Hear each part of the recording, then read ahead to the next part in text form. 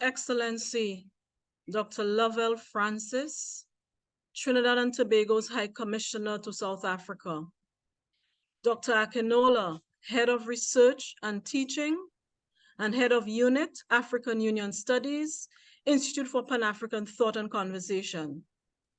Distinguished panelists, I've greeted Dr. Lovell Francis, who's part of the panel, Dr. Ayodele, Research Associate, Department of Politics and International Relations, University of Johannesburg, South Africa.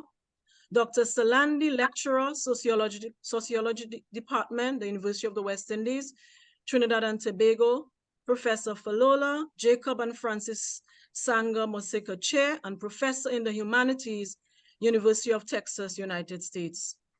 Greetings and acknowledgement to all those who are playing a role in the technical and administration of this event as well. Esteemed attendees from Africa, the diaspora, and colleagues from all over the world, greetings. It is with much pride and honor that I bring welcome and opening remarks on behalf of the Institute for Pan-African Thought and Conversation, who incidentally is the lead on this joint initiative, and my institute, the Institute of International Relations at the University of the West Indies St. Augustine campus. The overall and broad framework for this webinar series and other joint projects is the Memorandum of Agreement, which was signed in March 2017 between the University of Johannesburg and the University of the West Indies, which outlined proposed areas of cooperation and included the joint establishment and cooperation of an Institute for Global Africa Affairs. Out of that, a very fruitful and productive relationship has blossomed, including an academic visit from the Institute for Pan-African Thought and Conversation staff and students of the Joint Masters in Global Africa Affairs to the IAR, Institute of International Relations at the University of the West Indies, St. Augustine campus in January of this year. At this time, I'd like to take the opportunity to thank Ambassador Lovell for all the help he provided in facilitating this visit. The Edited Book Project is another significant area of collaboration between the IAR and the Institute for Pan-African Thought and Conversation. This project aims to offer an intellectual contribution to the two regions' quest to embark on new directions, new innovations, and bold strategies for their future development. Together, we will seek to understand what the outstanding barriers are and how to go beyond them for the sustainable development future of both regions. This webinar series is one of the outcomes of this ongoing larger book project. This public event is to bring the conversation on those pertinent issues to the wider community and general public as part of the process of decentralizing intellectual discourses. It is particularly timely, indeed, in light of the calls for reparations, renewed optimism about developing closer ties between the African continent and the Caribbean region, and the concrete developments in achieving these goals. So I thank the panelists for their time and experts' contributions, and all those who have gathered here today for this conversation. Welcome everyone, and best wishes for a productive discussion. On this note, I invite Dr. Akinola, who will take us through the rest of the program. Over to you, Dr. Akinola.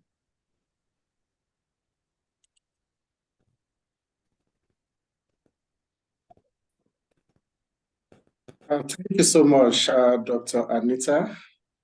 And thank you for also the privilege and the opportunity to be able to chair the event. And as you have said, I particularly appreciate your support and the collaboration between the two universities, the University of Johannesburg and the University of the West Indies, and particularly between our institutes, the Institute for Pan-African Thought and Conversation, and your institute, where you heard that as the Institute for International Relations at the University of West Indies, St. Augustine campus in Trinidad and Tobago. My name is Oyakiola. I welcome everybody to today's panel.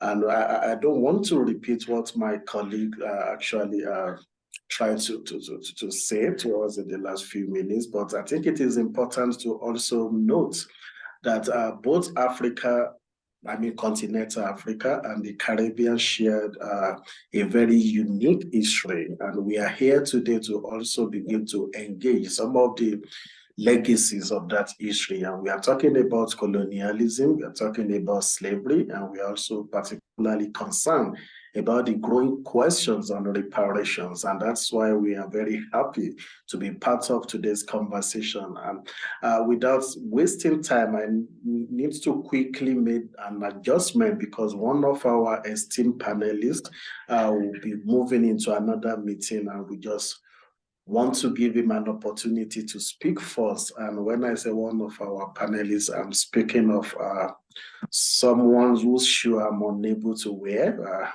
who is the godfather of academics, or maybe I should call him the godfathers of godfathers in the academics, particularly on African affairs generally. I'm talking about Professor Tony Falola, who is the Jacob and Francis Sagna Mosika Chair, Professor in the Humanities and a distinguished teaching professor at the University of Texas at Austin, United States. Is a fellow of the Historical Society of the Nigerian Academy of Letters, and he has received several awards and honors, including the Jean Holloway Award for Teaching and Excellence, the Texas SS Teaching Award, the IBN Caldon Distinguished Award for Research Excellence, and the Distinguished Fellow, Ibadan Cultural Group. Professor Falola has published numerous books, including Key Events in African History Reference Guide, Nationalism and African Intellectuals, and many edited books, including Traditions and Change in Africa and African Writers and Readers. Is the co-editor of the Journal of African Economic History, is the series editor of the Cambria African Studies series. He's also the series editor of Rochester Studies in African History and the Diaspora, and is also the series editor of the Culture and Customs of Africa by Greenwood Press. It's also part of our editorial team for the IPATC Journal, Pan-African Conversation and International Journal. And I have to make this note that when I joined the academic almost 2 decades ago, the first course that I taught was on African colonial history. And I had to use Professor Tony Falola's book to teach my students at that time. It was a very compelling argument. So Professor Tony Falola, please permit me the honor of allowing you to speak on these 2 very simple but complex questions. And I would ask you kindly to, maybe I should just read the question out, and please kindly provide your thoughts within 15 minutes. And the first question is, how has slavery impacted the socio-economic reality of African countries? And maybe I will put the 2 questions and you can just respond to it. And with the growing calls for reparations across the globe, how should Africans approach the question of reparations, and what do you think is the best way to also respond to the question of slavery and reparations from an African perspective? Professor Tony Falola, over to you. Thank you very much. And I'm glad to be here and to join this cast of distinguished panelists and the university for hosting this. And I want to start this conversation by the ongoing events in Niger Republic, because in many ways it ties these topics together.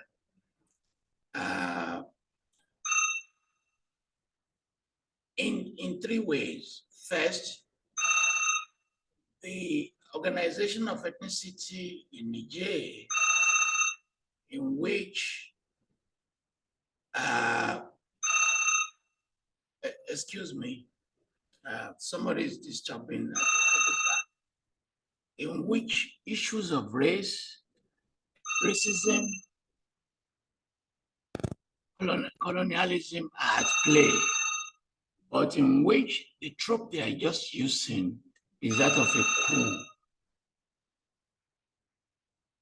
French colonization is one of the main background to that coup. How the treaties it established with its colonies, similar in some ways to what it did to Haiti, we colonize you, you want independence, you have to pay us for our colonizing you. And we'll take your uranium and we will station our army in your country, whether you like it or not. This is part of the continuity of what we're talking about.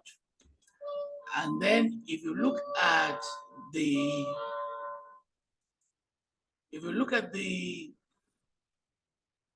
reaction to Bazoum, they bring an issue which people don't talk about, that you are not from their country, that you are an Arab.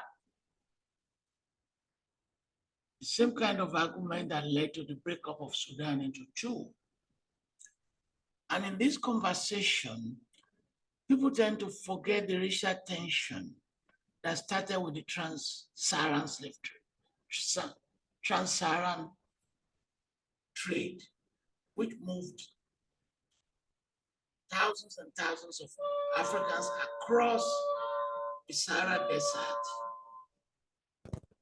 to North Africa, generating that racial tension there. We don't talk about Arab racism, Arab Orientalism. And you find how in trying to cross the desert, many Africans have been converted into slaves today. And many of you are shocked by the statement of President Said saying that Africans want to destroy their Arab and Islamic identity. So Niger brings all of this together, that the network of how colonization has affected us is broader than the Atlantic, is far broader than the Atlantic. And because of the African Union, we don't speak to the idea of that side, the side of the Atlantic, the side of the trade to the Swahili coast and the trade across the Sahara that produced the inferiority of blackness in North Africa. That's a devastating impact that we should bear in mind.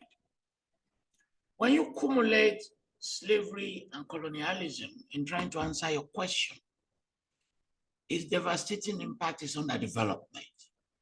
So if you say Africa is not developed, how could Africa has developed if you combine the event between the 15th and the 19th century, taking over 13 million people from West and Central Africa? You combine it with what they call legitimate trade in the 19th century, taking over all the resources. You combine it with colonization, taking all the resources. Where is that development going to come from? It's not going to come. And after that independence, you transited to what Nkrumah labeled as new colonialism, in which you keep taking resources, 88 billion illicit wealth transfer every year. Those are some of the consequences of this twin issue of slavery and colonialism.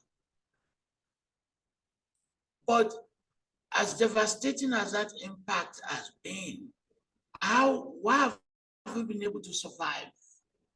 Because we've survived. And what have we done with that survivor? Raising epistemological questions. To what extent have we connected the ideas of this impact, the ideas of reparation, as part of the school system? So we also create an epistemology that undermines us. And in undermining us, we neglect a long history of political thought, a very long history of political thought. Dating back to the 19th century, Blyden, Johnson, and Senghor, all of them are addressing these issues. Du Bois, Nkrumah, relentlessly. But that political thought, we've not carefully integrated into the African academy and teach our students effectively. So here is where we are now. That the way they pose the question in characterizing us cleverly do not want to talk about slavery and colonization. If you notice the politics in Texas, Florida, and the US, the politics around what they call critical race theory, they're basically saying, do not teach slavery, do not teach colonization. That's what they're saying. The governor of Florida is very clear. Public universities must not teach these topics that we're discussing. They cannot teach reparation. You cannot teach slavery. You cannot teach colonization. In other words, and the framing is, in the 19th century, Africa without history. You know, it's a very, very clever framing. If you say Africa without history, not only are you justifying colonization, you are erasing that long history of slavery. You are cleverly erasing it. And the notion of the dark continent is erasing the long history of the slave trade, an academic enterprise that they pursued relentlessly. And by the time we got to the beginning of the last century, they erased the issue of their conquest, and they erased the history of slavery by characterizing Africa as Africa without change and Africa without agency. That's how we were presented. And consequently, Africa without power. And by the time we moved nearer to our moment, it became Africa without governance. You are responsible for your crisis. Slavery has nothing to do with it. Colonization has nothing to do with it. Africa without democracy. Remember, they are erasing their own contribution, their own impact to the destruction of Africa. So we have to reject them. And in rejecting them, the issue of reparation must come to the table. Our colleagues have calculated, there's a commission that has calculated how much this reparation is. It's on the internet, a major commission led by our colleagues in Jamaica, saying in the case of Jamaica, they hold them over 9 trillion US dollars. So all these calculations are there. And our future must include the saying we must teach slavery, we must teach colonization, we must consciously even take it to churches and mosques and teach them. And we must be assertive, not just in demanding an apology, but in requesting this reparation. But that's for the external. We have to also look inwards. Generate an internal leadership, responsible, committed to its mission. How many African presidents and politicians read books today? They don't read any book, most of them. They are anti-intellectual. They don't listen to scholars.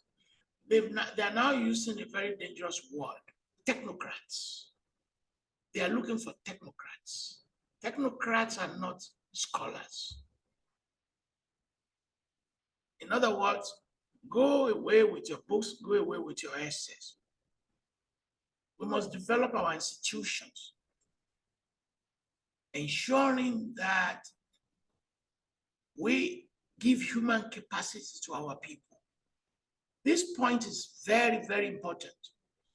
The inability to develop, the inability to give human capacity has returned us back to what we're trying to run away from. African youths have checked out of Africa. They want to go elsewhere. In other words, they want to voluntarily enslave themselves. Between the 15th and the 19th century, it was the slavery of muscle power. Today is the slavery of your brain power. The process remains essentially the same. the use of violence in the first, and the use of the voluntary in the contemporary. So this slavery has continued in various ways: sex traffic, crossing the Mediterranean, the treatment of Blacks in North Africa, the treatment of Blacks. Racism remains with us powerfully. It has not stopped. Colonization remains with us. We now use globalization. It's here to stop. So that it is a language we have changed. The structures remain the same. You use colonization for the 19th century, it is globalization today. It's the same. That structure is still fundamentally the same. And part of what this conversation has to be is not just to answer your question about the impact, which have expanded and have made it more elastic, to look at its overall outcome. Very devastating. And it is not just reparation we should struggle for. We must be aware that this process is the same, is ongoing. That we cannot just say the 19th century is over, Atlantic slave trade is over. It is not over in terms of global domination, in terms of resource exploitation. And finally, Africa is the richest continent in the world. Why is it the poorest? The answer: slavery and colonialism. The combined impact. Thank you very much for this opportunity. I'm very grateful. Thank you so much, Professor Tony Falola, and we are appreciative of your deep insight.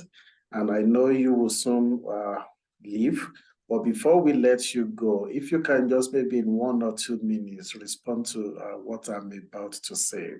I also noted in your presentation, you made it very clear that in some parts of the United States, you cannot even teach slavery. You cannot teach reparations and perhaps even colonialism. But let's come back to our continent in Africa. We are not, the academic community are not restricted to teach slavery. We are not restricted to teach colonialism, and there's no restriction placed upon us to also teach our reparations. But what we have seen across the continent is this seeming silence on this last question, particularly on reparations. Unlike our counterparts in the Caribbean community, where they are very vibrant in terms of reparative justice, Africans have been exceedingly silent on this. Both the political elite and the academics. Is there a reason for that, Professor Falola? Were they not silent with Pan-Africanism? Many were. By the 60s, they joined the weakened Organization of African Union, but many did not join Pan-Africanism. So the thread of silence has been there. Even the accusation that many were complicit in their own destruction. Many were complicit in some of what we're talking about. And we can say, what is the devastating impact of the politics of the flesh? What is the devastating impact of the politics of corruption on our people? And what strategies are they deploying? If you are deploying the strategy of looking for support from those who have stolen your money, you will not be talking about reparation at the same time. The post-president of Niger, Mohamed Bazoum, wrote a letter to Washington Post saying that his country depends on 40% aid. The president of Niger. How can you say that? They are giving you aid from the profit they've made from your gold and uranium. They just give you a small cut. You elide the history of your exploitation, and you do precisely what they want you to say and do. That we are feeding you on aid. Once you buy that logic of connecting yourself to Bretton Woods institution, you disempower yourself ideologically. Second, and I'm sure you're familiar with the narrative, that if you blame Europeans, say in Nigeria, where I'm speaking from now, people will attack you, but they left 60 years ago. They left 60 years ago. That will be their response. Yes, African leadership has been a disappointment, but you can't just say they left 60 years ago if the structures and institutions and the histories are still there. So you and I have a lot of work to do by saying that the academy and the students will teach the media should take the orientation, the desire, the anger of our brothers and sisters in Jamaica, in West Indies and Haiti, where the revolutions, the crucibles of the revolutions, we generate if we combine with them and unite with them and create larger network, positive blessings to all of us. So I'm preaching now. I'm not talking like a professor now. I'm now giving a sermon. Thank you. Thank you so much, Professor Fallon. Now, we indeed enjoyed your sermon. We knew when you switched from teaching now to preaching, and we are exceedingly appreciative of your clarification of certain issues and the way you have provided a very holistic overview. And with the other three panelists will also build on this as we proceed forward. Without actually wasting more time, let me turn my attention to my own colleague, my neighbor. That's Dr. Odilile Ayodele, who is a research associate in the Department of Politics and International Relations at the University of Johannesburg. She holds a PhD in Political Studies at the University of Johannesburg and obtained her BA Hons and MA International Relations from the University of Witwatersrand. Dr. Odilile is currently the convener of the South African Association of Political Studies, Research Committees on International Relations and Diplomacy. She's an associate editor and book review editor of the Journal of Brick Studies and the book review editor of the African Journal of Political Science. Dr. Odilile, it's good to welcome you to our space, our online space. And let me quickly follow up on you on something similar, but relatively different in terms of the main focal point from what Professor Fallon just shared with us. And I will be very interested in asking you just two very simple, like I said, but complex questions. And I know if you follow the debate, sometimes people argue that many of the African states got their independence 60 years ago, 50 years ago. And at this point in time, people should move away from blaming colonialism or colonial heritage for the current socio-economic and political reality on the continent. So I would want to hear your thoughts on this, but let me be specific. How has colonialism impacted Africa's quest for socio-economic and political developments? And how can African countries navigate the diverse challenges brought about by colonialism or colonial heritage within the prevailing global economic and political order? If you can just combine the two questions together and speak with us for the next 12 to 15 minutes, we will be appreciative. Dr. Odi, over to you. Thank you very much, Dr. Oye. And I just have to say thank you so much to Prof. Falola. The holistic view that he gave us. He could have very easily made it a very academic and ideological discussion, but he actually made it very practical and bringing in what's happening now, giving us a better understanding about all these different linkages. So as Dr. Oye says, I'm Odilile Ayodele. I would like to thank my fellow esteemed panelists and also thank the guests that have joined us online. When I was first invited to contribute to the forthcoming volume on which these questions that Dr. Oye gave me just before I started speaking, which my answers are now going to be based, I was actually pretty excited, and that's for several reasons. The preeminent being that without a doubt, there's an overall understanding and a concerted push for a change in the global economic system. We not only see that in terms of the abundance of chatter, but also in the mushrooming of an alphabet soup of groupings, BRICS being the current flavor of the day. Underlying all of this is the primary taste profile of the prevailing system that doesn't adequately reflect the challenges of the 21st century. And all these flavors, specifically in our quest for Africa's economic and political development, are rooted in our colonial history. We cannot ignore colonialism. We cannot ignore slavery, much like it is, the similar situation in the Caribbean. I think for a lot of people, it's important for us to remember that European colonialism in Africa was not simply about extraction of resources, but it was also about the disruption of economic and political structures that they found on the continent.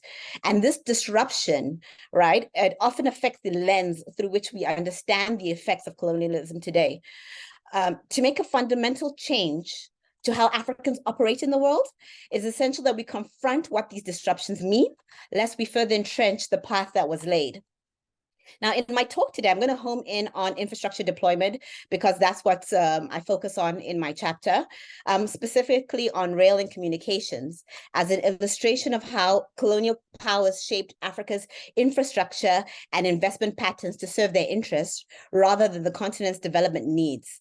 I argue that colonialism disrupted the natural evolution of Africa's innovation systems and imposed barriers to its industrialization prospects that we see in the current century. I will spend roughly 12 minutes breaking down my argument. Now, what was European colonization actually about? Europe started setting up shop along Africa's coastline around the 15th century, changing both continents forever.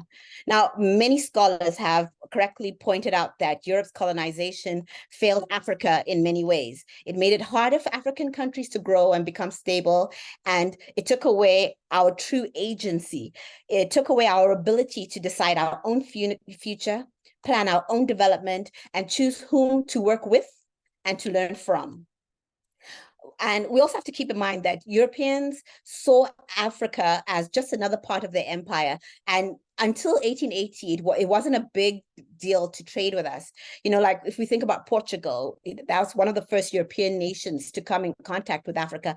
It didn't really do that much trade. Most of its trade with its other colonies. Same thing with the British. Most of their goods until 1880, and for those who don't know why 1880 is that great scramble, the so-called scramble for Africa, the British actually bought more goods or extracted more goods from their colonies in Australia than they did from the entire African continent. The political economy of the continent, however, began to shift before formal colonization. And amongst the catalysts towards this were the industrial revolutions. Europe and North America, because we can't forget them, changed because of the industrial revolutions, and so did we. These were the times when new machines, ways of making things were invented, and they affected how people lived and worked. They also created increased desire in Europe and North America for raw materials, which they got from Africa, Asia, the Caribbean, and Latin America. They used better ships, trains, and telegraphs to get to these places and take them over. And they had better guns, medicines, and maps than any native population had access to at the time. The development of these new technologies meant that states could command these technologies and could ascend to the position of geopolitical supremacy relatively quickly. And even though traditional European powers had lost much of control of much of the New World in the Americas by the time of the Second Industrial Revolution, the new technologies opened up new opportunities in Africa. The colonial enterprise strategically leveraged infrastructure, particularly transportation and communications, to exert control. This was driven not only by a desire for domination, but also political motivations. The capacity to extract natural resources and strengthen administrative oversight was a critical component of the colonial apparatus. And this is exemplified by the proliferation of railways and telegraph networks after 1885. The railways were built to take resources from Africa to other places. And this made Africa depend on selling raw materials, which is a pattern, arguably, that still exists today.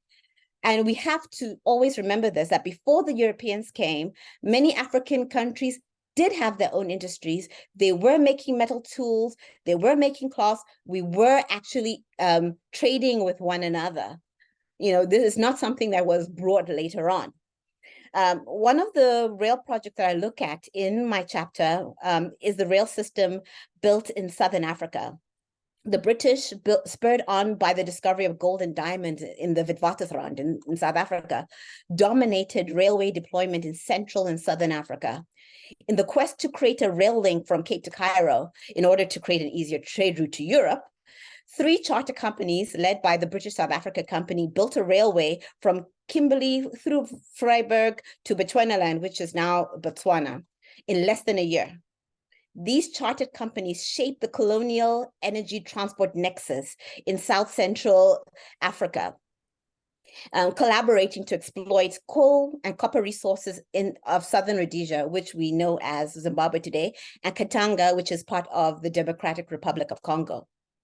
They established a railway monopoly that linked them to the Port of Beira. These companies forged a complex and enduring network of economic and political interests that shaped the entire region's development and integration. The important point of all of this and all of these developments is that they all started springing up after Leopold's land grabs, the discovery of gold in Southern Africa, and of course, the quest for European powers to gain geopolitical dominance. All of this all just mashed together, unfortunately, unfortunately for Africans at the same time. Now, a similar thing happened in terms of communications. The telecommunication revolution began with the telegraph and played a significant role in the European imperial history, or rather European imperial history in Africa. It was not only about improving business processes, but it was a political arena where great powers clashed. The telegraph lines were deployed along the railway lines to connect administrative centers to essential towns. Telegraphy was also used for railway signaling. And it not too long after the invention of the telephone in 1874, it was brought into the African colonies, but we have to see how these technologies were deployed. It was never about creating an intra-African communication network, but it was always about serving colonial purposes. And, you know, again, if we look at how things are deployed now, rural areas or areas that are not near so-called economic hubs are the parts that are always least developed and always left out. Or we say it's about commerce, but you know, if you're really serious about commerce, you'd want everywhere to be connected. And what does that mean for now? Now, Africa's economic history, without a doubt, is complicated because of its geography and the nuances brought about by colonialism, which ostensibly shaped Africa's development trajectory in different ways. Each African region, though, had its socio-political and economic system subverted by colonial institutions and haphazardly drawn borderlines. And what cannot be denied is that the construction of modernity in Africa, or the idea of modernity, was disrupted by the colonial legacy of European powers. Moreover, independence from colonial rule, which began in most African countries during the 20th centuries, did not mean that African countries were free from external interference. Indeed, the structure of the formerly colonized, including the choice of infrastructure and its deployment, meant that African countries were set up to meet the needs of their former colonial masters. Now we think about the 1960s and the wave of nationalism and the African nations gaining independence, gaining momentum, right? And we think that changed things, but all that it really changed was we led to the mismanagement of existing infrastructure. And, I write that part of the reason is because they didn't feel an ownership. They understood that how it was deployed was not necessarily deployed for the use of everybody, but there was not appropriate planning or ownership of what was there. And there wasn't any funding to build additional infrastructure to link far-flung rural communities to urban centers and economic hubs. And what that meant is that inherited infrastructure began to decline. And with the instability of the 1960s, that infrastructure in many countries was decimated. This disregard is echoed throughout the continent. And you notice that very strongly in Nigeria, in Angola, in Mozambique, and in Senegal. Now, understanding and rectifying the mistakes made during colonialism is crucial in the 21st century.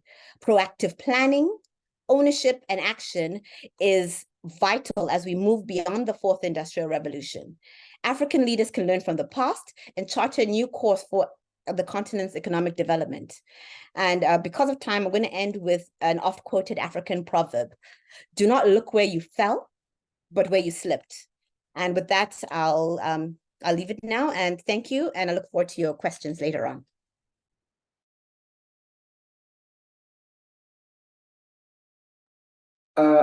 Thank you, Dr. Odi. You've given us a compelling reason for some of us to be angry. You have provoked us in a special way, and I knew you might have to do this because I've also looked through your chapter and I know what was coming.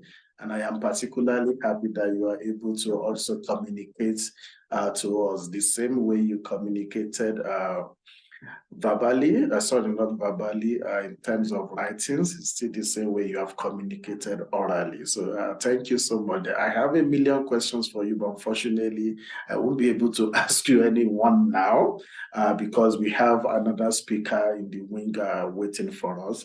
If you will permit me to welcome Dr. Tehimba Salandi, who is a lecturer in the sociology department at the University of West Indies in Trinidad and Tobago. He's also a research fellow in the Sir Otto Lewis Institute for Social and Economic Studies at the University of the West Indies. Dr. Salandi is also a director at the Institute of Indigenous Knowledge, Empowerment and Research, which runs concurrent projects aimed at encouraging ecological livelihoods, dialogue, and social justice. Dr. Salandi's research focuses on globalization and development, inequality, Caribbean radical thought, coloniality, decoloniality, and subaltern's challenges to hegemonic knowledge, and is particularly interested in the inequalities in the production of knowledge. In fact, I think we have the right person to speak to us on these two questions that I will pose to Dr. Salandi.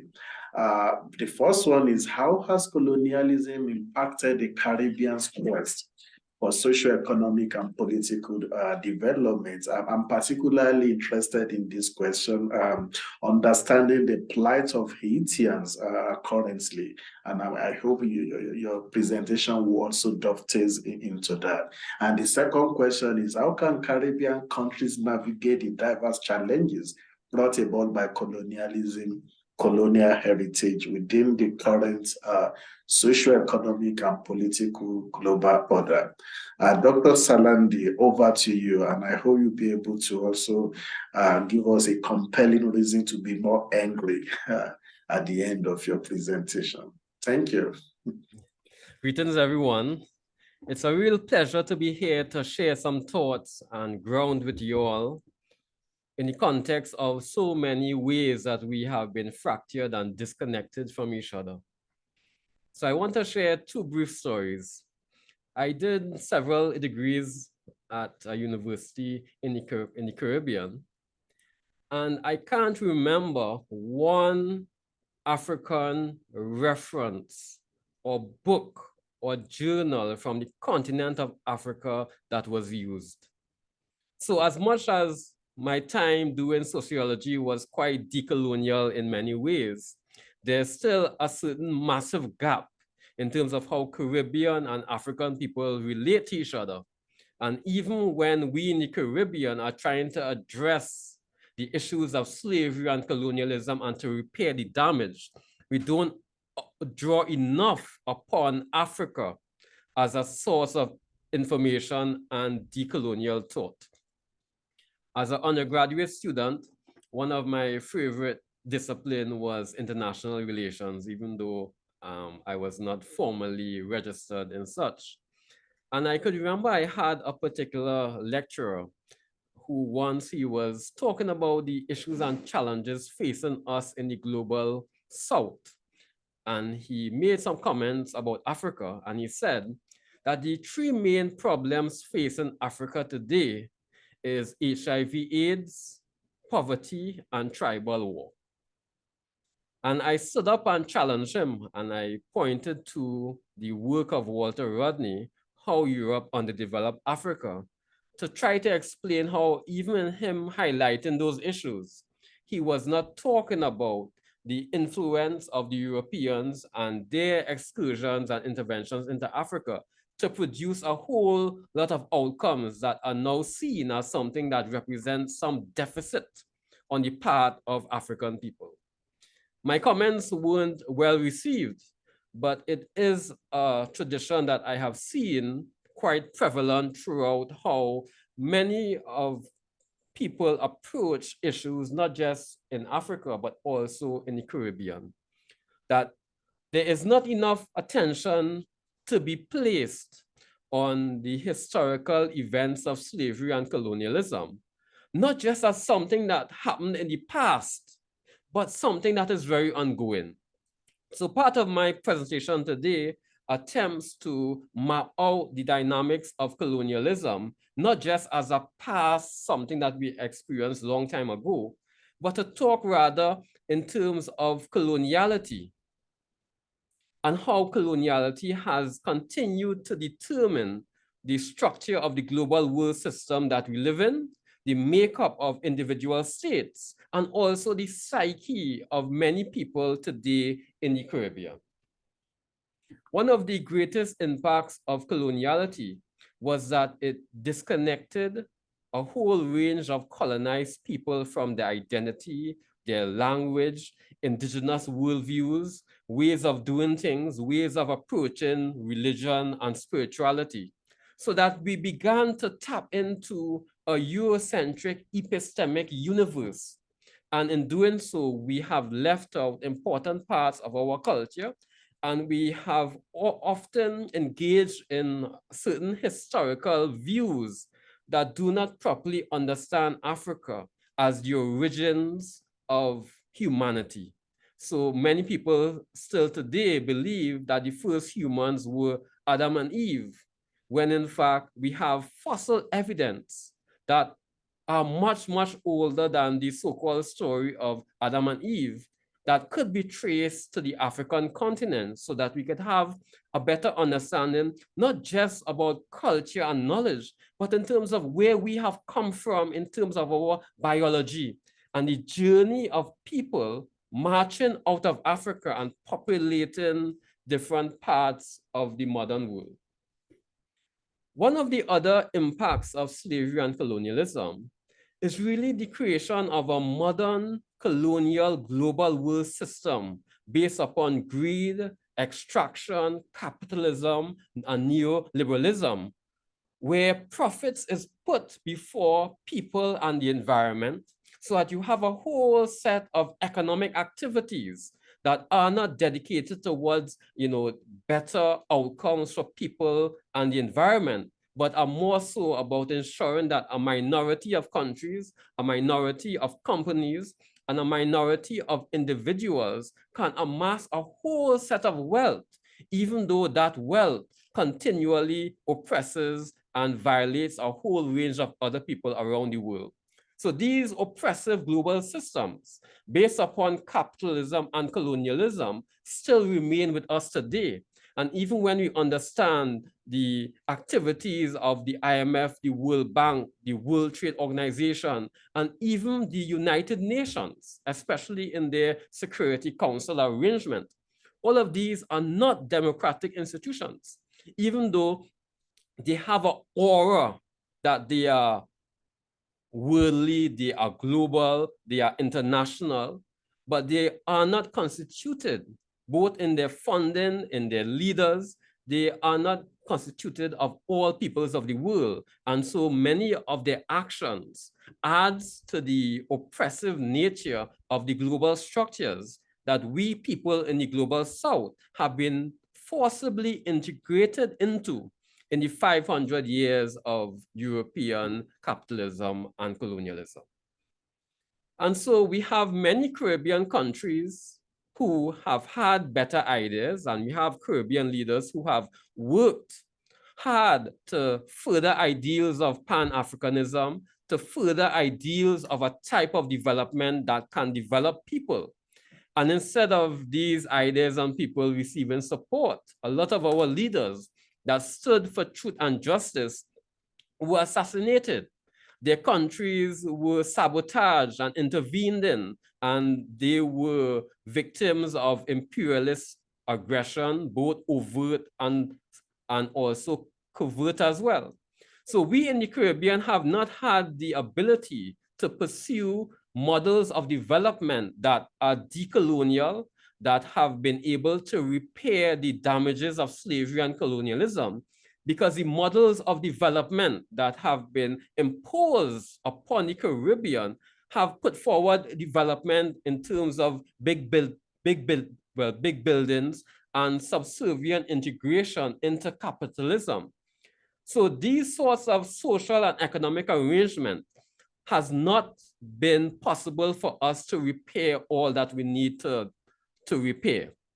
And when we talk about imperial amnesia, it hasn't just been European interests and powers that have been guilty of imperial amnesia, but even many Caribbean leaders schooled in Western institutions and who have subscribed to Eurocentric and Euro-American models of development, they also have been guilty of imperial amnesia and a neglect of patterns of power that continue to uphold very unfair distribution of resources, as well as uphold social biases of racism, colorism, gender discrimination, and class.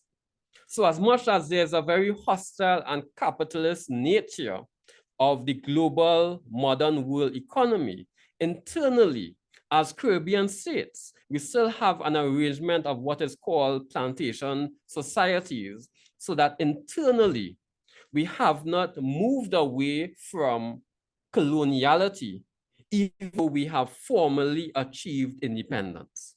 When we achieved independence, all of the infrastructures of coloniality didn't just simply erase, but they would have continued globally, as well as internally in terms of governance structures, in terms of laws, in terms of media, in terms of how education and even the university system is approached.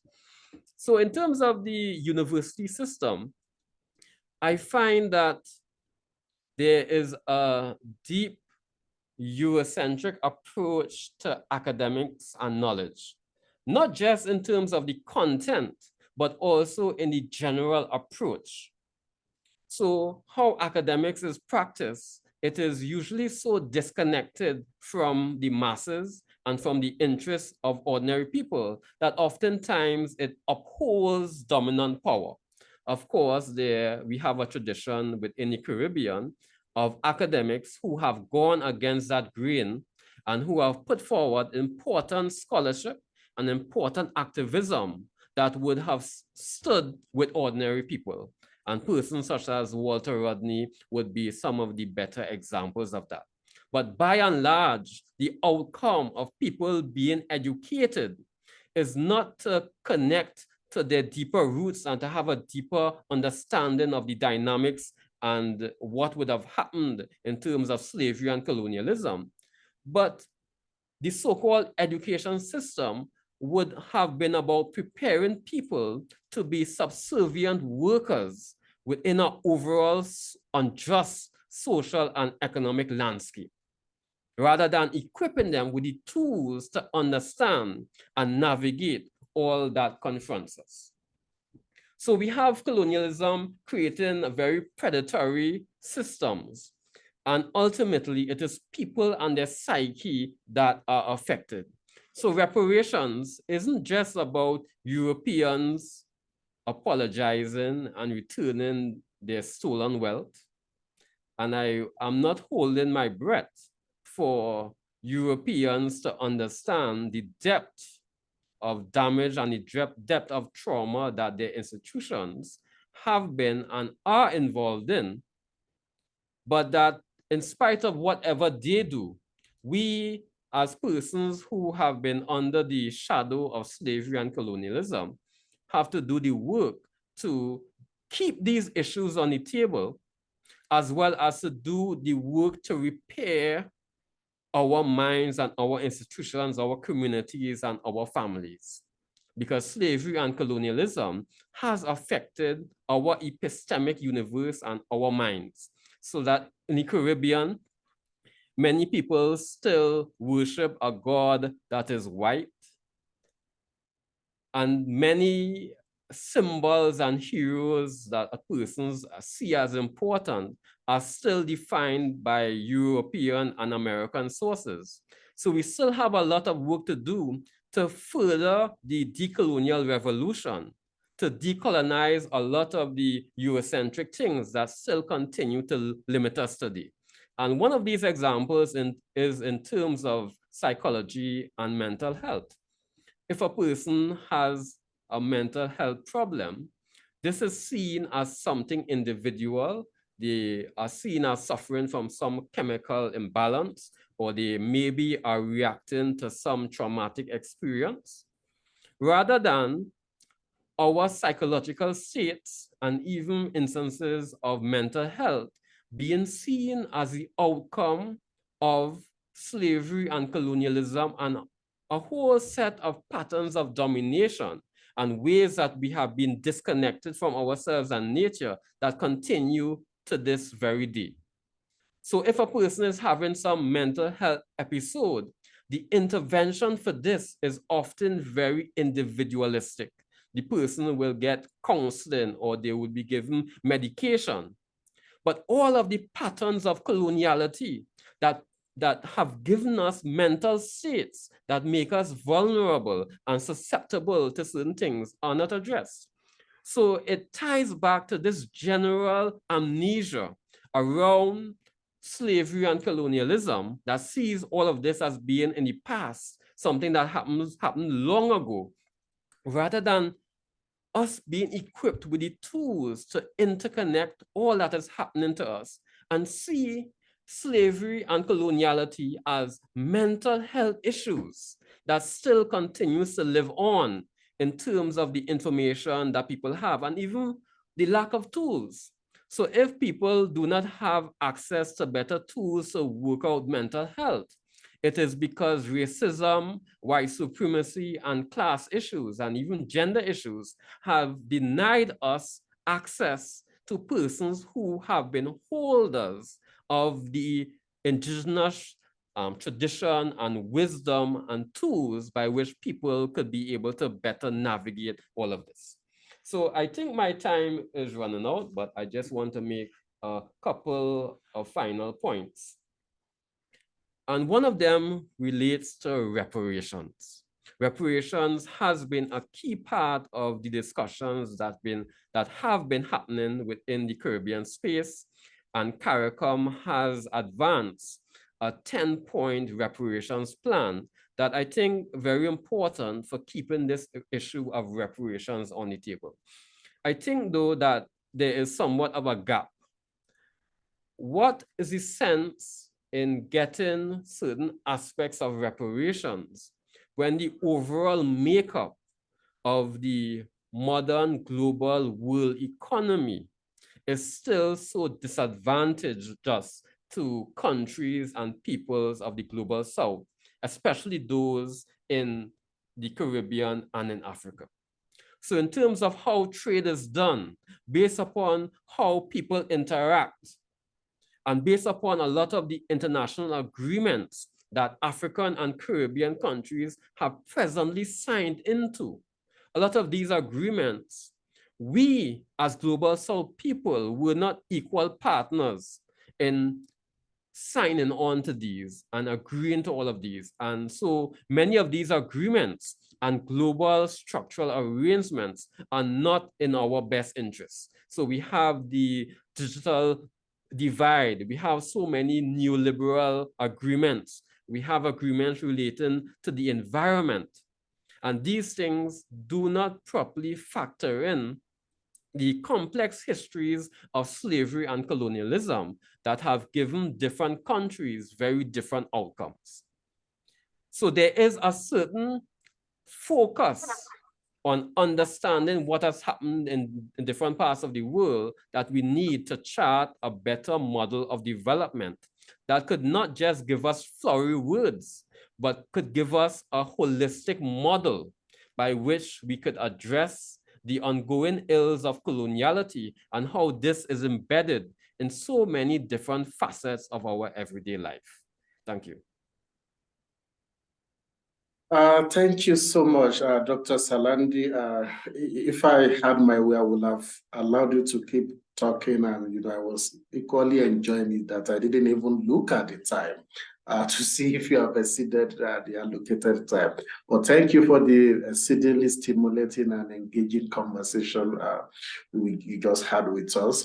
And I would like at this point in time to quickly move and invite our Excellency. But before I do that, let me just share this information that my colleague just passed across to me today. That's Dr. Anita, shortly before the meeting. The Diaspora and Migration Center, Medias at the University of Guyana, is scheduled to receive about £100,000, which is a grant from John Gladstone's family, whose ancestors owned more than 25,000 slaves in Guyana and Jamaica. And the family made so much wealth from slavery and slave trade, and not only that, and they also made so much wealth from the abolition of slave trade because they received money from governments for ending slave trade. I just wanted to provide that information as we build up to invite His Excellency, Dr. Lovell Francis, who is the current High Commissioner for Trinidad and Tobago to the Republic of South Africa.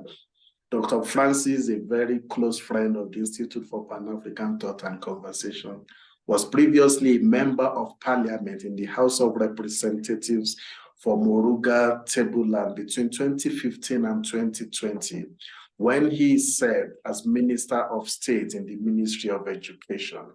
Dr. Francis completed his PhD at the University of West Indies, our current partner, at St. Augustine campus, which is incidentally also the host of our current partner. So he's actually friends of both institutes. We are happy to welcome him. He presented his thesis, Transformation in the Trinidadian Sugar Industry, Caroni, State Intervention at the Sugar Subsector in Trinidad between 1970 and 2005, and he completed it in 2012. He then worked as a university lecturer at the University of West Indies before we later welcomed him to South Africa. Dr. Francis, we are very particularly happy to have you speak to us broadly and particularly on these two main questions that I will pose to you. And the first one will be, how has slavery impacted or influenced the socioeconomic reality of the Caribbean countries?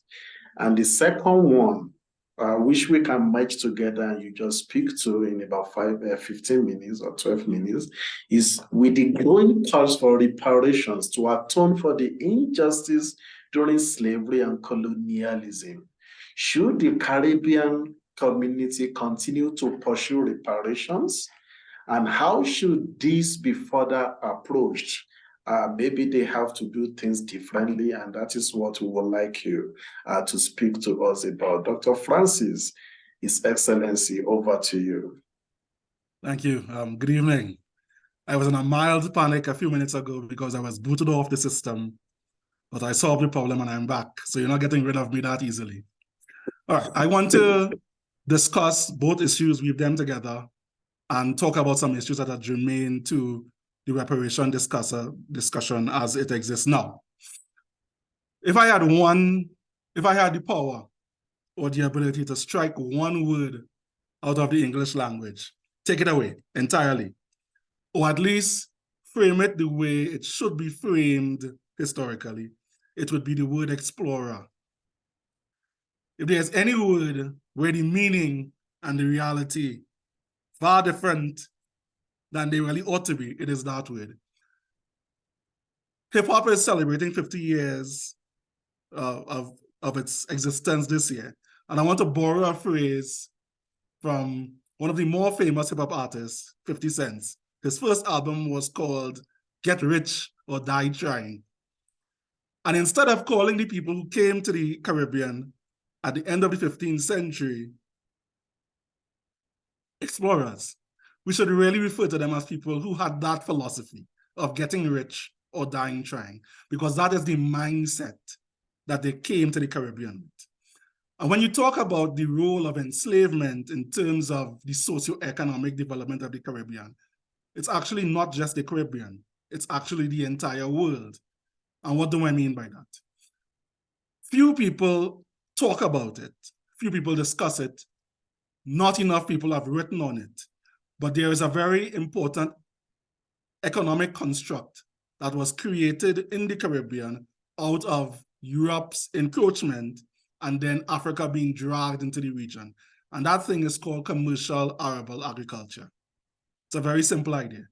That is basically agriculture solely for profit. That idea, that construct was created in the Caribbean. It then becomes a global phenomenon. That's how agriculture works today. Agriculture for profit, it works today. It was born in the Caribbean. It was born on the backs of enslaved people. Why? Because the Europeans who ended up in the Caribbean had two centralized concepts of what wealth could be. It was either something you dug out of the ground in terms of metallic wealth, or it was something you traded for. But when they came to the Caribbean, the islands of the Caribbean, from Cuba in the Northwest to Trinidad in the very, very deep South, they couldn't they couldn't find wealth. They couldn't steal wealth. They couldn't create wealth in the ways that they understood it. So they basically had to reconceptualize wealth. And that's where the idea of agriculture came from, agriculture for profit. But there's a funny thing about people who come to conquer. There's a funny thing about imperialists. They have no problem with murder, rapine, killing, all of the bloodshed that goes with a conquest. What they have a problem with is doing the manual labor, the hard labor that goes into wealth creation. And they faced a very dire problem because the obvious people that would have used as the initial beast of burden to create the wealth they wanted to extract were dead within a century of Columbus' arrival here in the Caribbean. Columbus gets to the Caribbean in 1492. Within 50 years of his arrival, 95% of all the native peoples throughout the region were dead for myriad reasons, which I don't need to dissect, but they were dead. So what you need is a laboring population. The first population they tried was white indentured, and that went exactly nowhere. And then they hopped up on this idea of kidnapping, and then transporting Africans to the Caribbean to become part of this wealth creation for the benefit of Europe. And it worked remarkably well.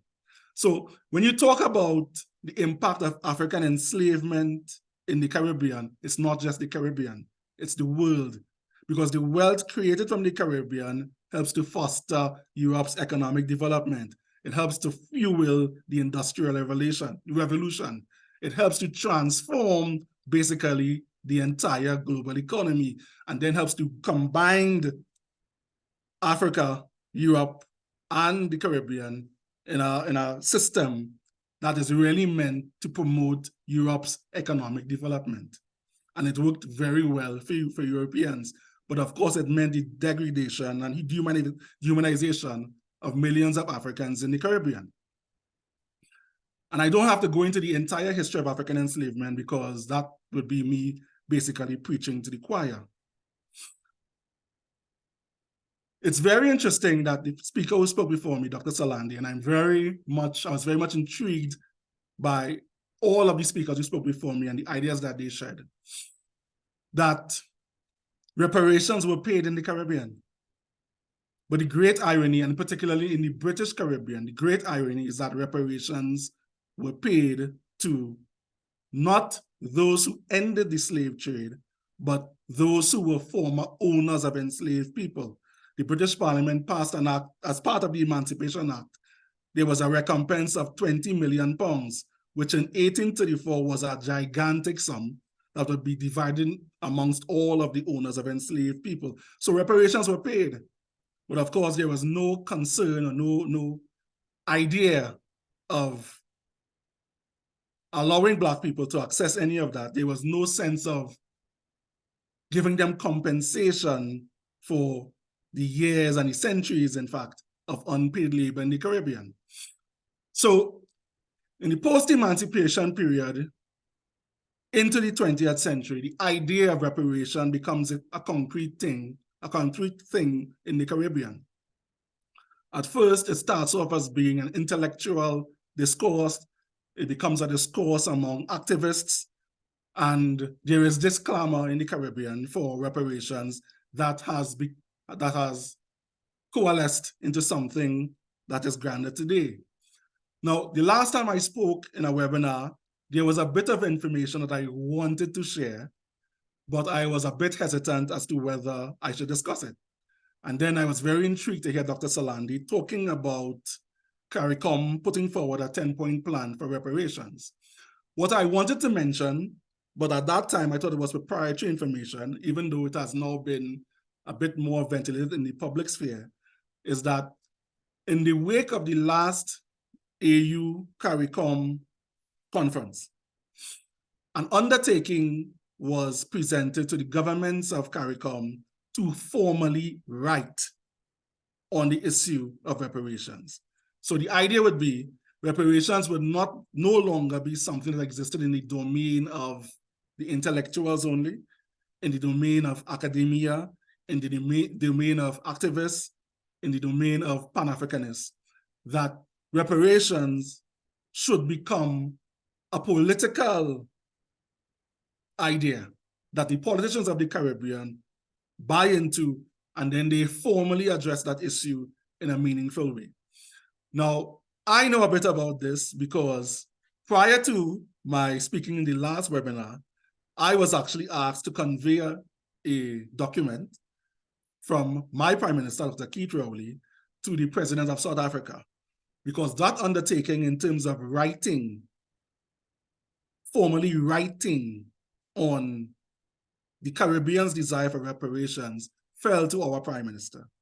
So he was tasked to maybe not singularly, but to ensure that some sort of correspondence was penned that would be conveyed to primarily, and specifically in this case, the government of the United Kingdom, stating that the Caribbean is going to raise the issue and wants to have a discussion on the issue of reparations, and that correspondence should be conveyed. And as part of that undertaking, he wrote to the leaders of the African nations, in particular South Africa. I'm not sure if other letters were sent to other leaders, but because of where I am, I'm aware that correspondence was conveyed to the President of South Africa, indicating that, as was agreed in the last meeting, correspondence was going to be sent to the United Kingdom, stating that we want to have a discussion on reparations. It is no longer something we are clamoring for. It is no longer something we'll discuss among ourselves. It's no longer something we wish or want. It is an issue we have with you that we want to raise and we want to discuss. So that correspondence was sent, as I said, just before our last discussion, but me being the diplomat I am, I wasn't sure if I should ventilate on this until it was an idea in the public domain. Now it is now out there. It is out there for a number of reasons, but one of them significantly is that this year, during the annual Emancipation celebrations, and for anyone who isn't aware, August 1st every year in Trinidad and Tobago is a public holiday called Emancipation Day, where we commemorate and in some way celebrate our Africanness and celebrate us being emancipated in many different forms, but primarily based on that emancipation from 1834/1838. And the Prime Minister, now this is normally a celebration of pomp and glamour, and there's a huge parade in town and people dress in their best African garb, and it's a celebration of our Africanness in Trinidad and Tobago. But this year, things were a little different because the Prime Minister, Dr. Keith Rowley, in his emancipation address, he spoke about the fact that correspondence was forwarded on the issue of reparations. And he also expressed publicly his displeasure at the lack of a response. What am I saying? I'm saying a number of things. The idea of reparative justice has long existed in the Caribbean. But for very long, as I previously iterated, it was a discussion among academics. It was a discussion among Pan-Africanists. It was a discussion amongst activists. It was not something that the politics of the region necessarily either openly agreed with or were willing to discuss in any kind of meaningful way. That is changing. And it is perhaps part of a broader sea change in the Caribbean in terms of not only how we look at enslavement, how we look at the vestiges of colonialism, how we look at ourselves as Caribbean people, many of whom have African ancestry, and also how we look at Africa.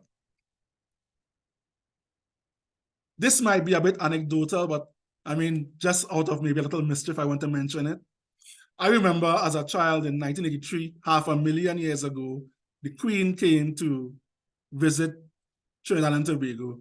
And I, in my short pants in primary school, was carted off to the National Stadium to wave to the Queen. And this was an occasion of pomp and splendor back in those days. Not too long ago, we had another visit from members of the royal family in the Caribbean. They don't come to Trinidad because we abandoned that Queen and all of that King, God save the Queen, a long time ago. We got off that train. But even in parts of the Caribbean that still have the monarchy as their heads of state, let me be euphemistic and say that the greeting they received was quite different from what would have historically and traditionally been the case in the Caribbean. There is a sea change happening. Ideas that used to be part of an intellectual discourse, part of a discourse of people who were Pan-Africanists in whatever form, however they rationalize that, is now part of the public domain. It's now something that maybe the typical Caribbean citizen thinks about, has an opinion about. And because of that, it's also going to be something that becomes a political issue in the Caribbean. Now, one of the responses to this of those who are opposed to the idea of reparations is that much of this is steeped in a culture and a history of victimology.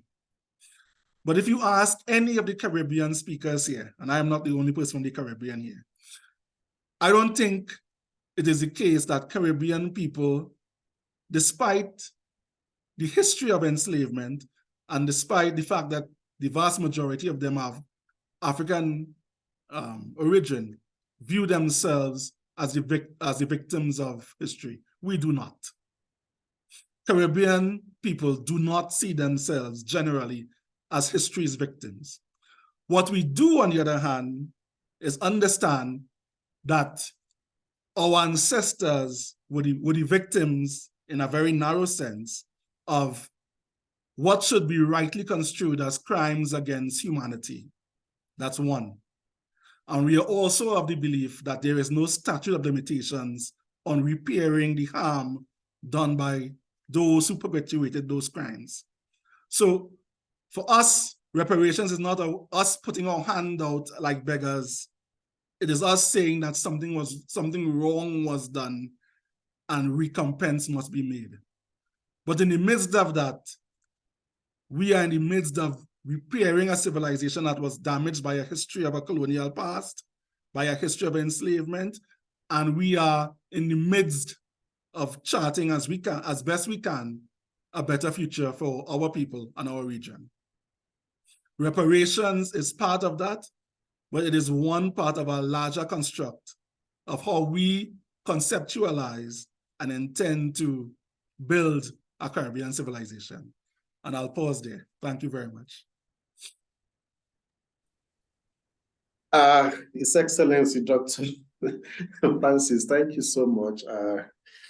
Thank you for adding your voice very strongly to the debate. And I know it's something you are very passionate about. I remember the first time we met, you won't allow a minute to pass by before saying one thing or the other about reparations. And I also know that sometimes you are worried, and many of our Caribbean colleagues sometimes are worried why Africa seems to be silent, particularly on this question of reparations. And that brings us to this wider conversation about dispossession, about this feeling that one has been moved, not just willingly. We can't just use the word mobility and migration. The two will not even capture what happened under slavery. It's actually forced eviction of able men. When I use the word men, I mean able-bodied from Africa in their millions.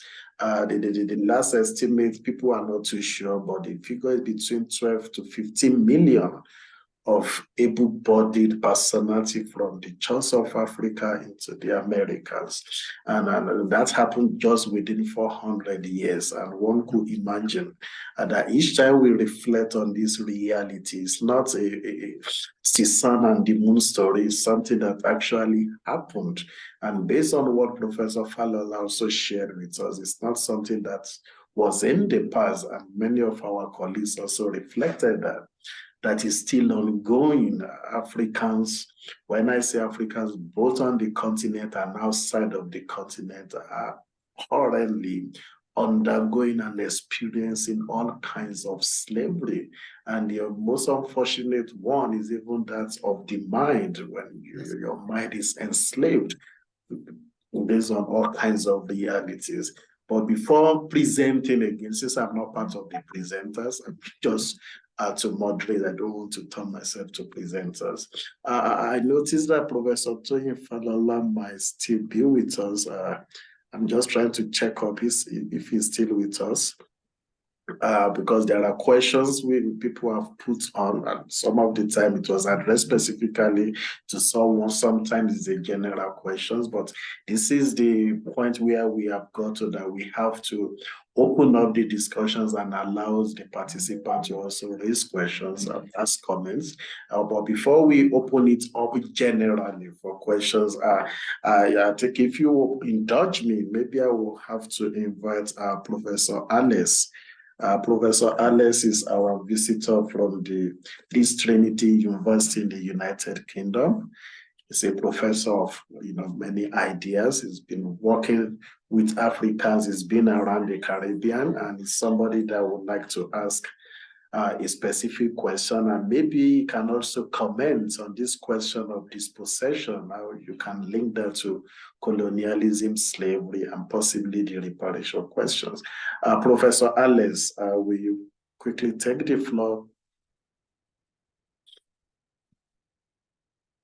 You can speak, and if you can put on your video, is fine. And we encourage colleagues to be able to just speak directly to the presenters. They are here. I know many of you type your question, but we actually encourage you to speak.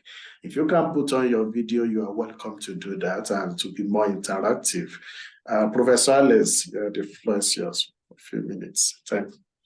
Yes, thank you very much to all the contributors. Really important and contemporary contributions to this debate. Obviously, it's really continues to be a really significant global issue. My question was more about, so I think all the contributors raised the issue that reparations are now much more on the agenda than they have been in the past. And I wondered if the contributors could say more about how reparations may be combined with demands for other broader structural changes to global institutions, say, thinking about previous demands for change in the international system, new international economic order, non-aligned movement, the kind of various demands of the G77 over time and so on, and what a contemporary set of demands of that nature to kind of go alongside reparations, what that might look like. And just one comment to pick up the last set of issues that were raised after I posed the question. Certainly, you know, from Europe, the debate has shifted, I think, markedly over the last 5 years, partly because of young people's, you know, activism in South Africa around decolonizing universities and so on, and partly because of the kind of global Black Lives Matter movement. That's definitely shifted the debate and put these issues on the agenda in a way that they definitely weren't in Europe now. So it's definitely a good time to be kind of pushing further on this issue. But I would be really interested in what the wider set of demands might look like to go alongside reparations. Thank you so much, Dr. Alice. It's good to also add your voice into the conversation. But before I expand this and throw it open, His Excellency, Dr. Francis, do you want to just make a very short comment? Or we can just open it up and perhaps you can comment on this later. I think I'll comment later. Oh, okay. Okay, thank you. The floor is yours, everybody.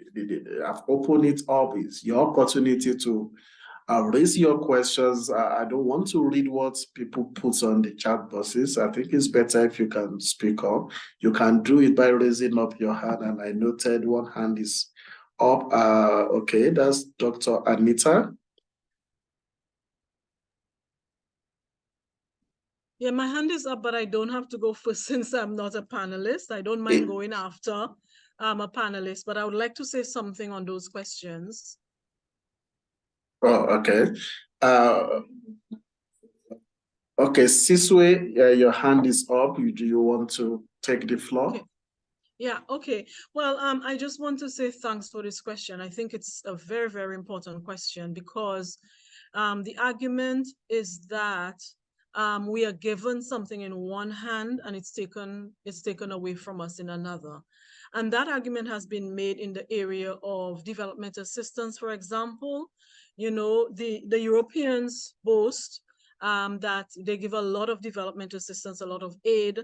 As a matter of fact, Europe became a global power, partly or maybe largely on development assistance. So when the discourse about their contributions to development around the world, it seems as if it's something, it's something that has, you know, it's a favor that has been granted, but there has been a lot of benefits, and we know other benefits from development assistance, but we know that they have benefited from development assistance in terms of raising up as a global soft power.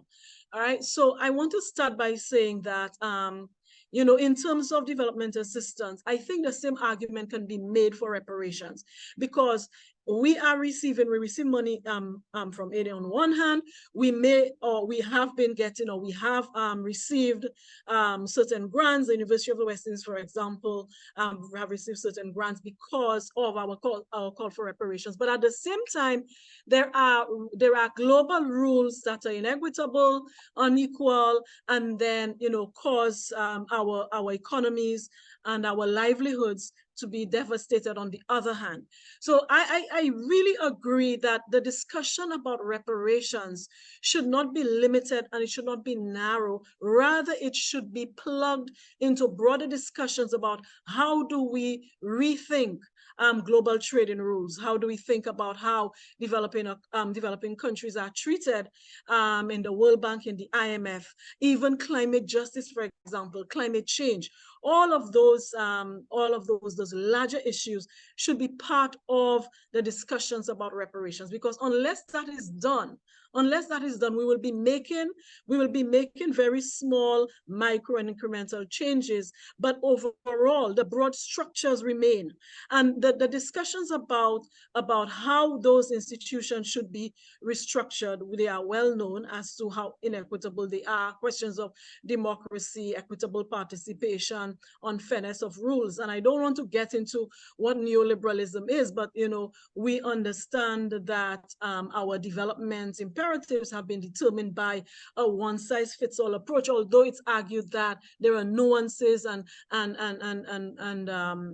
things in place for developing countries. But if we understand the argument of this author that I respect a lot, Ha-Joon Chang, kicking away the ladder of development, where we understand how developed countries became or came to where they are, we understand that what is happening now, the concessions that we are being given, is not sufficient and by no means will take us out of our current status. So I agree that it must be part of a broader discussion about the global economic order and global structures. That's what I want to say for now. I have something else to say, but I will wait until the opportunity comes, maybe when that issue comes up. Thank you very much. Thank you so much, Dr. Anita, and we can see the passion.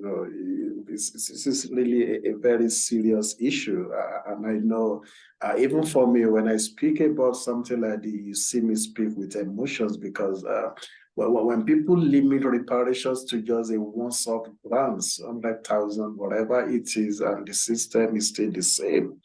Just as I was listening to the president of France, I think it was just yesterday, talking about how he apologized, picking one country after the other to say, we apologize for what France did in Mali, apologize for what France did in, but the system is still the same. If citizens of this country are still paying direct or indirect tax to France, even years and decades after colonialism, that kinds of apology is a mockery. Whatever financial reparations they think they are paid is actually mockery, to Africa. So that's why I also agree that it has to be something holistic, and the structure and the foundation upon which such systems have been built upon must be destroyed.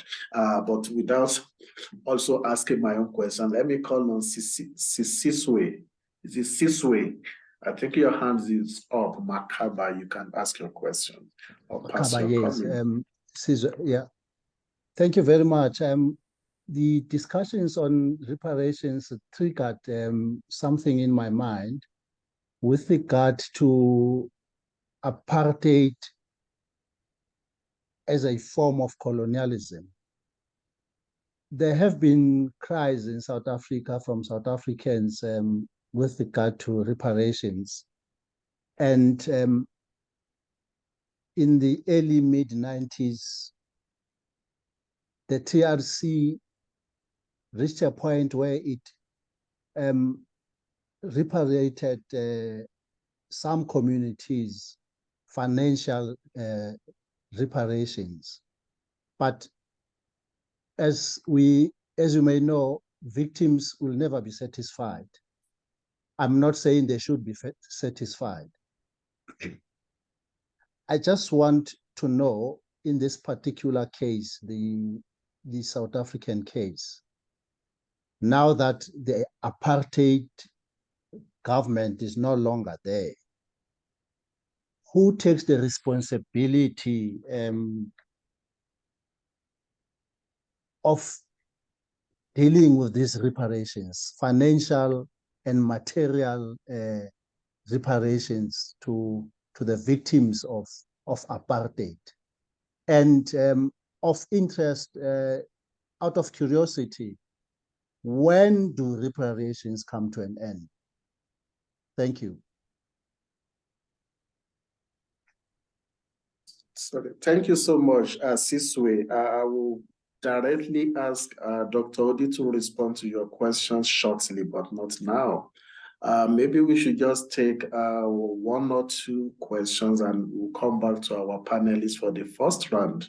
Then when they respond, we can still quickly take another round and we'll come back to them. I think it's better to do it in that order. So can I still take 1 or 2 questions? Some of the ones that have communicated through the chat buttons, maybe if they can speak and just ask their question as briefly as possible, that would have been better.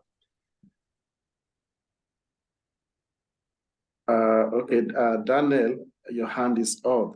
You can take the floor and ask your questions. Yeah, no, thank you, Doc, and good evening.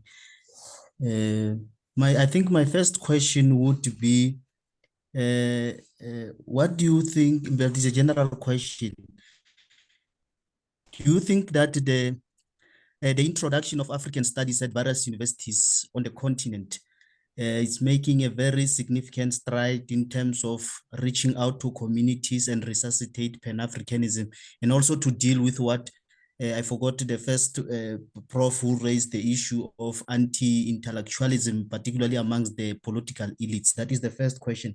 The second question is in respect to, since many African countries seem to be failing to industrialize, don't we think that the so-called first world countries are going to use technology or the machines to sustain colonialism in this way? That like any vehicle, you know, when you've got Toyota, it has to be serviced at Toyota. If we don't industrialize as African countries and Caribbean countries, will it mean that we'll have to take our machine back for service to the first world countries that might have manufactured that? And I would imagine how is going to be our relationship with them if that machine is driving the economy of a particular country, and you've got to at some point you've got to have some conflicting relationship with that particular country, knowing very well that they might wait for you to bring back the machine for service and deal with you decisively. The last question is on the last speaker, particularly on the issue of the first CARICOM and Africa summit that was held in 2021. I think there was a resolution taken in that summit that it has to be held annually. Don't you think that is the fact that it seems not to be taking place, it might be strengthening the argument that was, I think, around 2018 forwarded or put forward by the Vice Chancellor of University of West Indies, particularly on his article on the end of Pan-Africanism? Thank you very much. Thank you so much, Daniel. You know, you are still fresh from your classes, so I didn't expect less. What I would do is to go back to our panelists. But please, I also want to maybe try to appeal to our panelists to respond as briefly as possible. Just straightforward response to some of these questions. I don't want to direct a particular question to anyone now.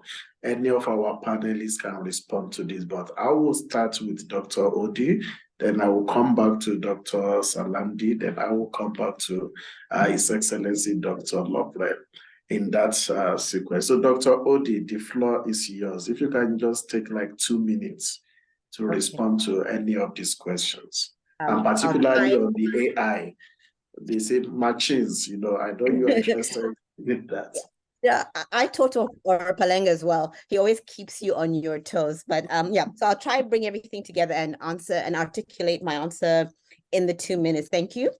I'm going to start with Zizwe's question, which I'm glad that he brought it up, because it's something that it's been bubbling under, including at IPATC, the fact that South Africa's transition and the so-called idea of reparations, which really never happened, it was subverted. And this is why a lot of us have been calling for that. If before you're asking for any reparations, even at a local level or at a global level, you have to have people not only with vision, but also people who are willing to, and I'm talking about leaders who are willing to do the hard things and not go and subvert agreements, because no one can say that South Africa's transition has been complete. It's actually, in many parts, particularly with regards to the economy, it's been a failure. Now, there's been a call for a so-called Second Republic.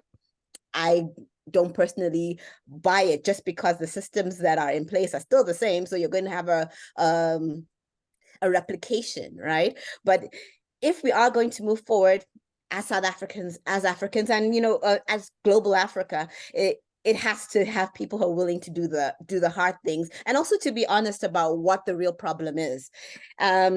With regards to Paleng's question, I'll jump on two things. I'll start with his question about the introduction of African studies. That's another kind of bugbear for me, because as much as we're introducing African studies, specifically in the South African context, all that's happening is the same kind of lessons, but in local languages, and that's really pointless. I think if African studies is going to make any kind of real impact in the way people think, or way our students think, and actually even follow what they, because it's almost like we're following them, and if we're going to follow them, then we actually have to listen to what they're saying. We need to actually turn African studies or the curriculum on its head. You can't just slap on another language but still have the same kind of thought processes behind it. In terms of technology, and I know this is going to sound depressing, and anybody who's listened to me over the last few months would know I'm pretty negative at the moment, right? The world is dying. That's just straight up. And the global north, and as we call it, the grand global north, understands the world is dying. And because of this situation, and it's dying for many reasons, demographics, climate change, Africa is in a strong position to negotiate that, okay, these last few decades that we have, let's have a system that actually works. And in fact, the hope of the world, of what's left of it, actually resides in Africa because of demographics, because of resources. And we should be able to choose who we have relationships with, and we're at this point, we're sitting in the middle of the EU saying, okay, in terms of not only digital, but in frontier technologies, this is the direction you should go. They want to be the standard bearers, infrastructure-wise, governance-wise, right? The Americans are saying another thing, and the Chinese they too are saying another thing. However, right, where we are is we're a little bit too shy to say, okay, no, this is going to work for us. This is the vision that we have for our future. And our future is actually a global future, right? And this is who we're going to go with, or we're going to have a mixture of everybody. No one should be able to say to Africans, okay, no, you have to follow this route. And unfortunately, that's what the EU and the Americans are doing. But as I said, we are actually in a position of power and or a position of strength, and this is the time to be actually making use of that strength. And I'll leave it there. Thank you so much, Dr. Odi. Maybe we are too compromised to actually take a position. Maybe that's the better word. Dr. Salandi, can you take the floor and possibly respond to any of the questions? Maybe in 2 minutes, please. Yeah, sure. So I want to respond to the issue of some of these structural changes that are needed. Recently, there was a lot of celebration in the Caribbean around the inclusion of a Caribbean country within the United Nations Security Council. And that is something that I somewhat disagree with. So it is not that oppressed or formerly colonized people need to get a seat at tables that are fundamentally undemocratic, but the entire table of undemocratic and structurally violent institutions need to be overturned. So it's not that we need these institutions of the Commonwealth of Nations and the United Nations Security Council and the World Trade Organization. We don't need these, but instead we need to foster new forums and ways of interacting, such as this, both formal and informal, that could foster better outcomes for us all. I also want to highlight the work of people such as Frantz Fanon, Ngugi wa Thiong'o, Aye Kweyama, and others who have spoken about the elite that has risen to power after independence. And it is my view that a lot of the political and economic elite in the Caribbean tend to pay a lot of lip service to the issue of reparations. And also a lot of them are quite hostile to the ideals of Pan-Africanism and to the overall idea of addressing the past and ongoing ills of coloniality. So while some of the leaders of the Caribbean are publicly and openly advocating for reparations on a global and national level, a lot of them are guilty of internal violence and oppression of their internal populations. And the experiences of Rastafarians in the Caribbean certainly speak to that. Where I am from, in Trinidad and Tobago, our Prime Minister, Dr. Keith Rowley, has made public utterances in support of reparations. But outside of that, outside of those public utterances, persons who have been involved in the National Reparations Committee, they have talked about the lack of support and their continued advocacy trying to get government support for the operations of the National Reparations Committee to no avail. So there is a deep contradiction within a lot of Caribbean leaders being part of the governmental structure that advocates for reparations when they have not done the work internally within things that they have power over to repair the deep structural and layered damage that have been put in place by past and present systems of coloniality. Thank you so much.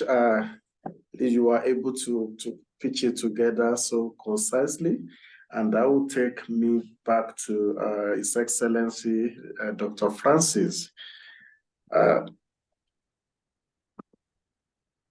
Thank you. I want to respond to the first question I was asked, on the broader issues surrounding this discussion on reparations. And I want to make a very clear point. When I talked about the fact that Caribbean people don't see themselves as victims of history, and we are not begging for handouts. Reparations for us is a sense that a crime was committed, a wrong has been done, a wrong from which you benefited, and that there is compensation due. We see it as a right. It's not a handout. We're not begging for anything. On the other hand, on the other side of that, we are also about our own agency as a people. Caribbean societies were created primarily and solely to create capital for Western European enrichment. And when it reached a point where they could not extract as much as they wanted to, they let all of us go. We got independence. The fact that we still have functioning economies in the Caribbean has been down to our industry as Caribbean people. The fact that we have functioning and legitimate societies has been down to the work that we have done as Caribbean people. And we are about our own agency. And I could give you and we've discussed a bit of this before. I could talk to you about the fact that just like all post-colonial countries, we had that neo-colonial problem in terms of our wealth being extracted and us not seeing the direct benefit of it. And it took us some growth and some development so that we could see a larger share of the pie.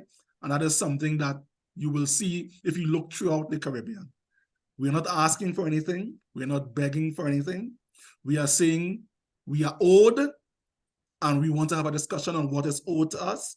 But on the other side of that, we are about our own agency as a people and as a civilization. Thank you.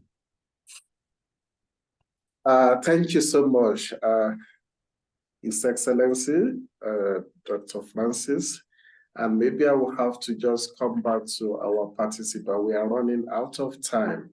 And maybe I can entertain just one last question from any of our participants. If there's any question they want to raise, you can put your hand up so that we recognize you. Otherwise, I will just come back to our panelists and give them the opportunity to just say their last word. Anybody? Okay, I'm seeing one hand is up. And Daniela will allow you to ask your question, but please make it very brief and very directional. Thank you. The floor is yours, Daniel.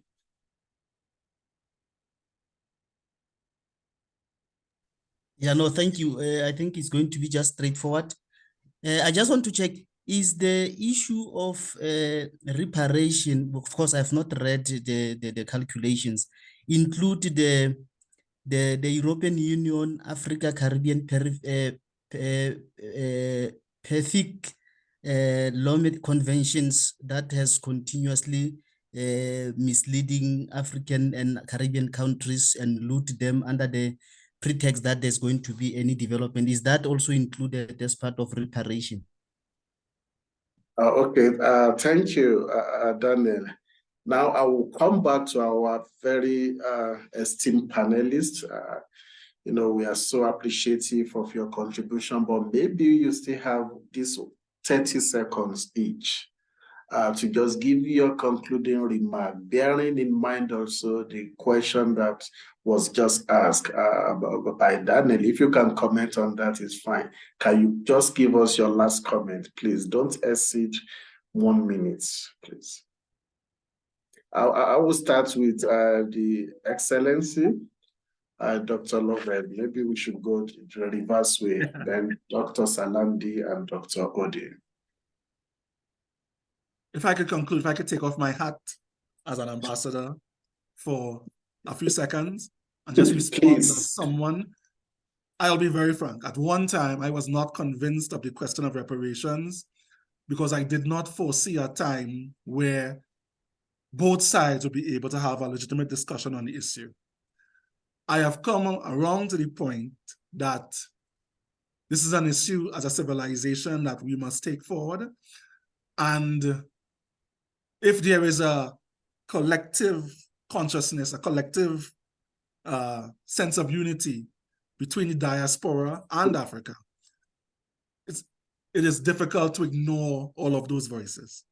So I have been converted actually into a believer in reparations in whatever form it can be accessed. And I am happy that it is reaching a point in the Caribbean where the idea is no longer just sequestered in academia or among activists, as it's something that citizens are now concerned with. And that citizen concern is helping to sway or helping to shift the political agenda so that they must get involved in it. So I think that this argument has an interesting and a good future ahead of it. Thank you.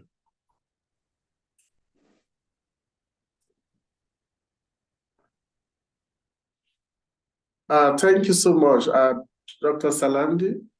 Sure. Sometimes in some of my classes, I would ask my students if they have friends in certain countries. So I would call, Ghana, Nigeria, South Africa, India, Britain, the United States. And students would indicate how many friends they had in each country. And most times, for the United Kingdom and United States of America, they would have many friends. Yet they would know little to no persons across Africa and many parts of the global South.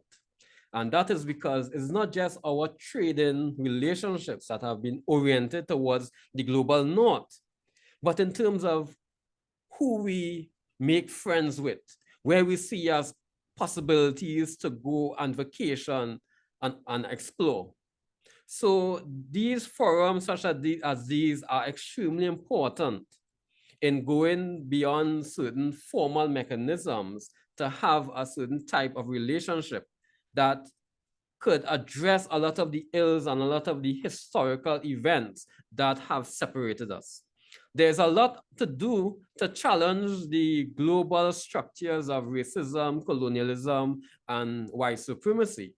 And I do not expect many of these structures to simply be persuaded or to simply get integrity and morals overnight. But certainly for those who have the experience of the wound of coloniality, we have to do better. And we have to advocate for our often very colonial-minded leaders to do a better job of representing our interests and forging the type of global partnerships, not simply for public relations, but partnerships that could actually bring about a deep degree of sharing and exchange so that we can learn from each other in forums that have not been set up by any one of our colonial powers. So there's a lot of work for us to do to address the mental infrastructures of coloniality that still exist in our minds and in the institutions within our society to bring about a type of decolonial development that could bring about a whole new set of possibilities for us all. So I look forward for more platforms and forums such as these to further this dialogue, because we are only begun to scratch the surface of the discussion and the issues needed for us to decolonize our minds and institutions. Thank you. Yeah, thank you so much. And like you have said, that's why we also call it webinar series. This is the first, and we'll see how many more to take the conversation forward. And we also hope if we call upon you, you also answer the clarion call to attend the subsequent sessions of the webinar.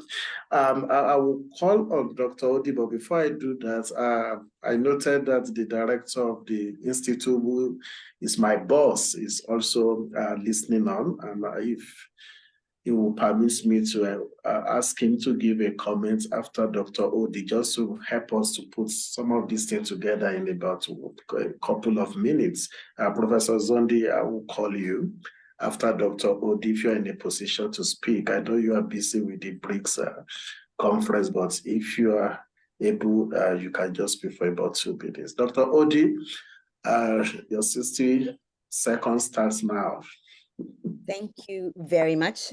I'm going to echo a lot of what Dr. Salandi says. And first of all, I want to say thank you to Dr. Anita. With my previous hat, I was part of the team that went to Trinidad with our students. And I must admit, it was a transformative trip, not only for the students, but also for us, because it made us really sit down and think about what needs to be done. And not only at an academic level in terms of sharing, but also at a political level. You cannot say that we are changing Africa's diaspora, or change anything in the global south if we don't have these interactions, but also if we don't make it easy to travel. And easy to travel is a policy decision.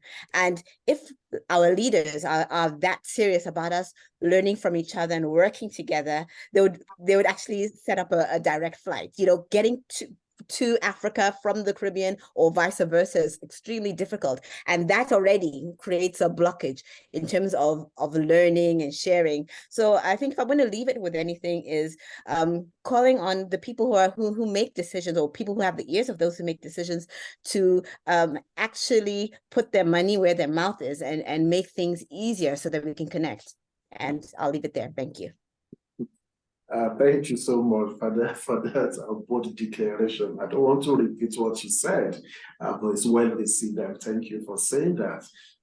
If I may I quickly call on Professor Zondi to give a comment as we are about to close the session. Professor Zondi, are you with us?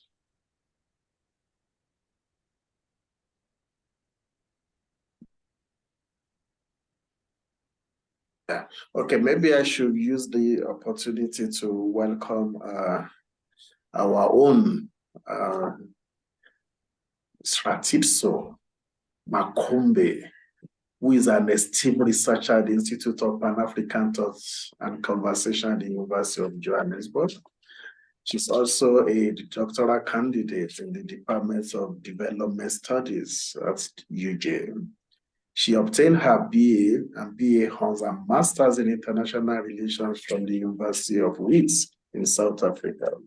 Ms. Makombe's research focuses on human security, including election violence, grassroots conflict, poverty reduction, and sustainable development in Africa. Ms. Makombe, it's a pleasure to ask you to give the concluding remarks and to close the meeting. Thank you. The floor is yours. Thank you very much to all the participants and all the panelists who have taken out time to contribute to this important webinar. Some of the key takeaways from the webinar include that we need to form better institutions as Africans and Caribbeans, both formally and informally, to foster and cater for African and Caribbean's development, because the systems that are there were not meant for us. Secondly, we need to take a proactive role in developing infrastructures that cater for Africa and also the Caribbean, because some of the infrastructure, as mentioned by Dr. Odi, that is there, like the railway systems that are put into place, were not meant to foster for African development, but more of an extractivist system. And lastly, on the issue of reparations, reparations are a right for both Africans and Caribbeans, and it is unfair that reparations were paid to those that enslaved us. Thank you very much for attending this webinar. We look forward to hosting you in the next series.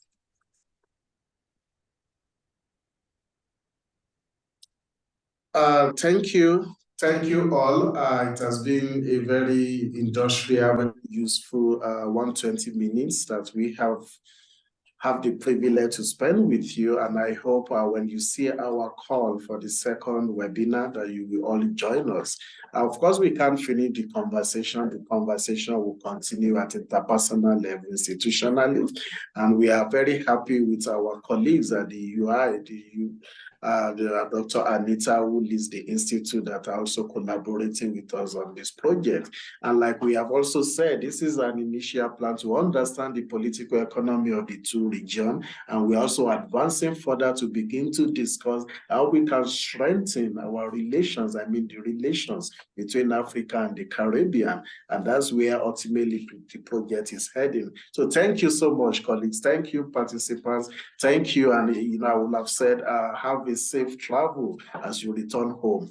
But this is a webinar. Thank you, and be very enthusiastic to join us again. Bye. Bye. Bye.